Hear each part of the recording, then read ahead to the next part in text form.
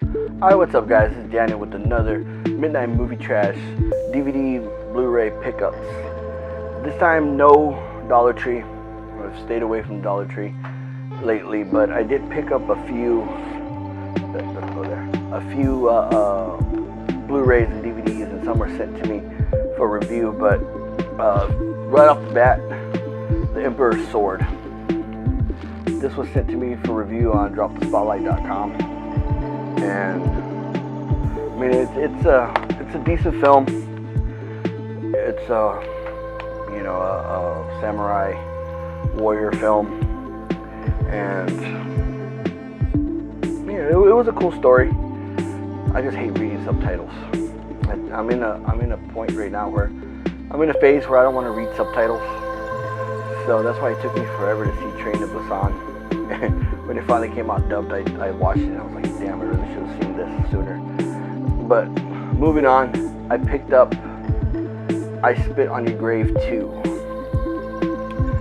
This is one of my favorite series. I love the original. The remake was brutal, and yeah, I have the original, the remake, and I had to pick up part 2, and I still need part 3. But staying in the same franchise, I Spit on Your Grave 2,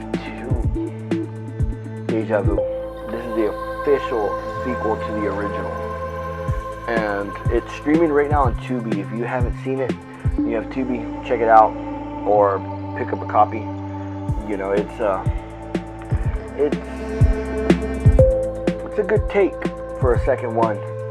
You know, Camille Keaton comes back as Jennifer Hill, and now she has a daughter, and yeah, family of the gas station attendant that she cuts his wang off in the original is out for justice, and it's not as brutal as the original, but it has its moments, and a few of the kills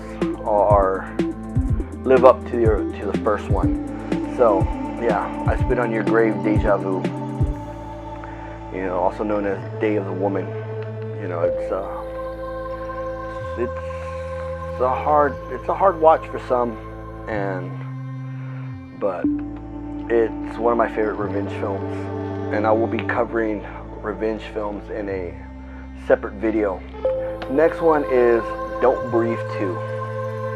This was sent to me for review by Universal Pictures on dropthespotlight.com, and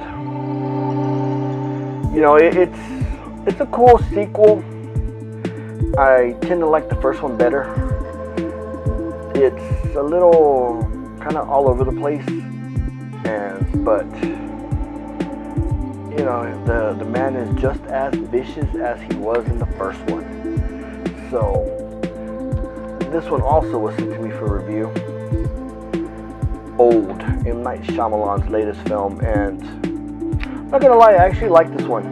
It was pretty trippy, especially, you know, spoiler alert, you know, when you know what happens on that beach, and when the two young teenagers basically decide to fool around and make a baby, not knowing that, you know, what they were doing, because they're aging so fast. You know, spoiler alert. But yeah, that was pretty trippy. But yeah, you know, it was a good one in my book. I enjoyed watching that one. Next is Night of the Reanimated Dead. I haven't popped this one in to watch yet, and you know, this was it's a remake of Night of the Living Dead. So yeah, can't go wrong with that. So yeah, this is on my pile to watch. And with that being said, we're going to jump into some really out there titles that I picked up. You know, I picked up Dig Shark. You know, a Bills Above film, starring, you know, it has the the beautiful Erin Brown, aka Misty Mundane. You know, big Misty Mundane fan in the early 2000s with her EI Cinema, Factory 2000, you know, Seduction Cinema, all that stuff she worked with back in the day. I had a lot of her films, and they wind up, most of them except for 2, stayed in my collection after I had to sell off my collection. So yeah, I'm trying to recoup some of those out of print titles. And with that being a segue to one that I just picked up. What is it?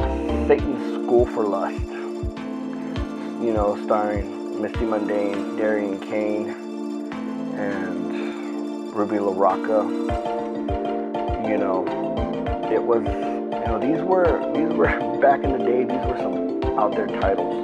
And what was cool with them back in the day is you would open it up and they would have a postcard that you would, sometimes it was just send it and they would send you a free poster, or sometimes it was like send them $3 and they'll send you a poster. And I still have all my posters that I got. And I found a couple of cards that I never mailed out, so I'm kind of kicking myself down. But another film I picked up is Slasherette Party from A&P Films. You know, this is a awesome little slasher. You know, it stars Ginger Lynn Allen as well as Drew Maverick, you know, director of Pool Party Massacre. And yeah, it's a decent slasher. I truly enjoyed it, and it's streaming right now on Amazon Prime as well as a few other platforms. So be sure to check it out and get your hands on a copy. Support a you know, up and coming indie film company. You know, they're putting out some cool stuff. You know, I haven't seen their Cinco de Mayo one yet, but I have seen Streets of Vengeance. I'm totally butchering that one. But yeah, that was the first one I saw and dug that one too. So when I saw this was coming out on Amazon Prime, I jumped right on it. And the last but not least was my Vinegar Syndrome New York Ninja. This is a cool film. I'm a huge fan of the 80s ninja films. Grew up in the 80s watching, you know, Into the Ninja, all that good stuff, all those martial arts action films of the 80s. And being that this was an 80s lost gem that they recovered and did an amazing job of bringing it back to life, you know, with no script and no actual audio on the for it. You know, they went the whole Hong Kong kung fu film vibe where they go ahead and dub it with a new script, a new dialogue, and you know, they get people, you know, some great actresses in there doing voice acting for some of the major characters like Linnea Quigley as well as Ginger Lynn Allen, which, you know, I've been fortunate enough to meet both of them, and truly amazing. You know, it was I've met Linnea twice. Super awesome person to meet.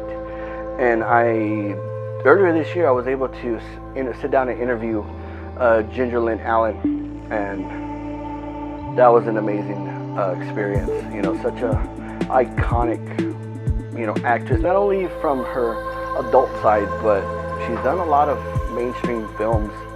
You know, Rob Zombie's used her. You know, she's the Vice Academy series. You know, she's done a lot, and she's still doing a lot. You know, she's in Slasher Party as one of her key characters, and you know, she's doing voiceover work. So yeah, with that being said, that's all the ones I've picked up.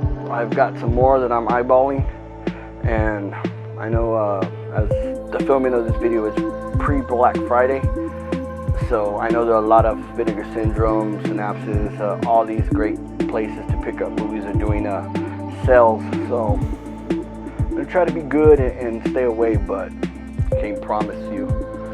Alright, so let me know what you guys are excited to pick up or pre-order. One of my big things is I need to replace my copy of Thriller, They Call Her One Eye. That's so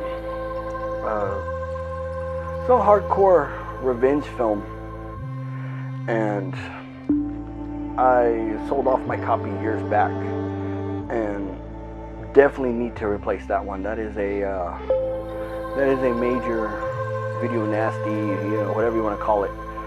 And if you haven't seen it, check it out. Definitely pick it up. It's still reasonably okay to find. It's not out of print, but I know they're coming out with a Blu-ray, but I haven't seen if it's going to be full uncut or rated, because I know when the Synapses did the DVD, the red cover was unrated with the whole full-blown pornography, penetration scenes, all that stuff, as well as a rated copy, which was toned down a lot. But I always go for the uncut, unrated, director's cut, whatever. And yeah, so that's coming out in April, I believe, or March next year. So yeah, I'm fixing to pre-order that one pretty soon. Make sure I snag a copy of it. And yeah, I'm still rebuilding the collection and finding new gems, adding to the collection. But with that being said, be sure to like, subscribe, let me know what you've picked up, what you're looking forward to.